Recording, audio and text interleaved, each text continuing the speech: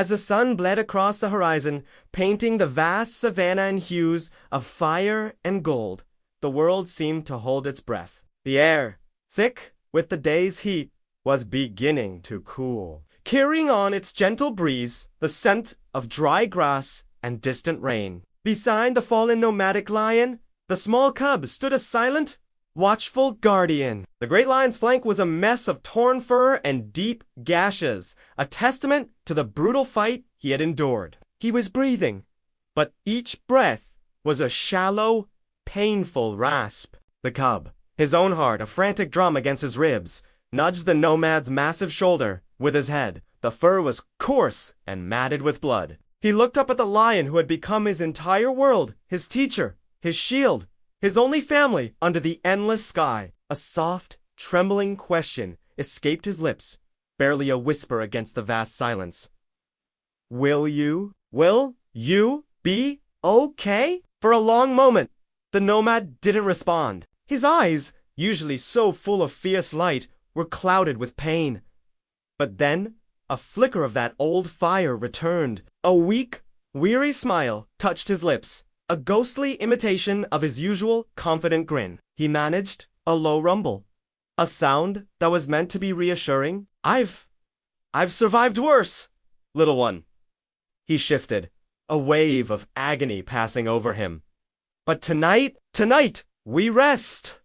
We must gather our strength. Tomorrow, he vowed, his voice gaining a sliver of its former power. Tomorrow, we fight again. The cub pressed closer, sharing his warmth, a small beacon of life next to the fading giant. He didn't understand the full weight of the nomad's words, but he understood the promise. They would rest, and then they would fight. Together. As darkness draped its heavy cloak over the plains, the world transformed. The familiar shapes of acacia trees became menacing silhouettes against a star-dusted sky. The sounds of the night began there. Symphony, the chirping of crickets, the rustle of unseen creatures in the grass, and a more sinister sound that drifted on the wind. The distant, whooping laughter of hyenas echoed from the shadows, a chilling chorus that spoke of death and opportunity. The nomad's ears twitched.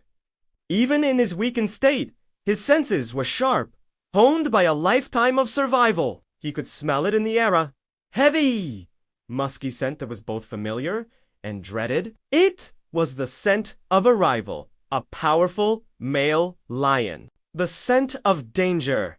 A cold certainty settled in his gut. It was him, the one who had cast him out, who had scarred his body and his pride years ago. He had found them. Leaning his head down, the nomad spoke to the cub, his voice a low, urgent whisper that was nearly lost in the wind. Cub, listen to me. Remember everything I've taught you. He paused, his gaze intense. The most important lesson of all, never, ever show your fear. Even when your heart is trying to claw its way out of your chest. Especially then. Stand tall. Be brave. The cub looked into his mentor's eyes, seeing not just the pain, but the unwavering strength that lay beneath. He swallowed the lump of fear in his throat and puffed out his small chest, trying to mimic the nomad's confidence. I'm not afraid, he declared, his voice small but firm. He wasn't sure if he was trying to convince the nomad or himself. As if summoned by the tension in the air, a low rumble vibrated through the ground. It wasn't a lion's growl, but the voice of the sky itself. Dark, heavy clouds had rolled in, swallowing the stars. A storm was coming. The air grew thick and electric, but the storm wasn't the only thing coming. Fear had a name and a shape. It emerged from the deep darkness, a monstrous silhouette against the gloom. The first flash of lightning illuminated him for a terrifying second. A massive lion, bigger than the nomad, his face a roadmap of old battles. A long, jagged scar ran down one side of his face, pulling his lip into a permanent, cruel sneer. It was the Skad King, the merciless ruler of the Western Pride. He had hunted the nomad once before, and now, drawn by the scent of blood and weakness, he had returned to finish what he started. His roar ripped through the night, a sound of pure dominance and hate that drowned out the approaching thunder. So, The scarred king bellowed, his voice dripping with contempt. The ghosts still breathe, and he's found himself a cub to die with. A surge of pure adrenaline shot through the Nomad. He ignored the fire in his side and forced himself to his feet. A low, guttural growl tearing from his throat. He swayed, his legs trembling with the effort, but he stood. He was a king once, and he would not die kneeling. I don't die easily, he snarled. The words, a defiant promise. What happened next was chaos. A maelstrom of violence and nature's fury. The heavens opened up, and the first clash of the lions was met with a deafening crack of thunder. Lightning flashed, freezing the combatants in terrifying strobe-like tabloza, blur of claws, a spray of rain and blood, the glint of teeth in the dark.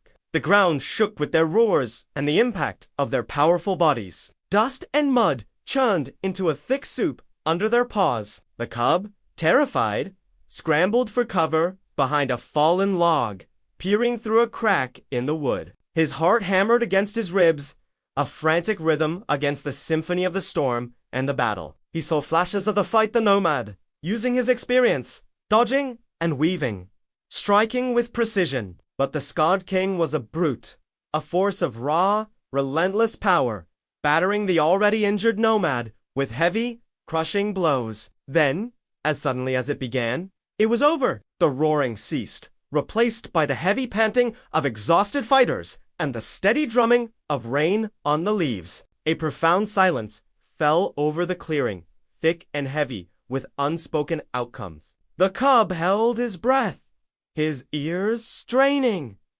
"Nomad," he whispered, his voice trembling uncontrollably. Slowly, cautiously, he crept out from behind the log. His small paws sank into the soft, wet earth. His eyes widened at the scene before him. The scarred king lay on his side, motionless, his reign of terror ended. And standing over him, silhouetted by a distant flash of lightning, was the Nomad. He was standing tall, his head held high, but it was a fragile victory. Blood, darker than the night, streamed from a dozen new wounds, mingling with the rain and plastering his mane to his body. He turned his head, his gaze finding the cub. He was breathing in heavy, ragged gasps.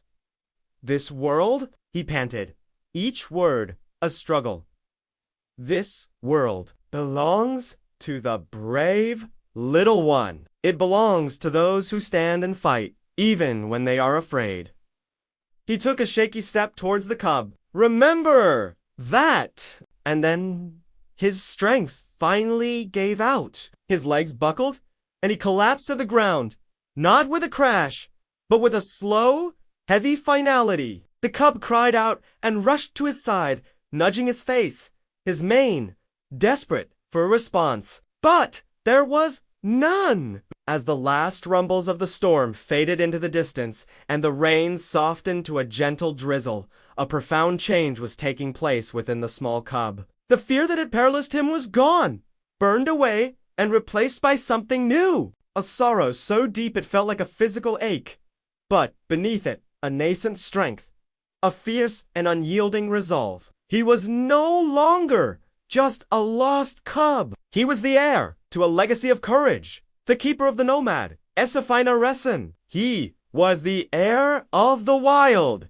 The first hint of dawn began to break on the eastern horizon, chasing away the shadows. The cub stood over the body of his fallen mentor, his protector. He lifted his small head, and for the first time, he let out a roar. It wasn't the powerful, earth-shaking roar of a full-grown lion, but a soft, mournful cry that carried the weight of his loss and the fire of his new purpose. It was a promise to the rising sun, and as the first golden light touched the rain-washed plains, it illuminated the small figure standing defiantly against the vast landscape.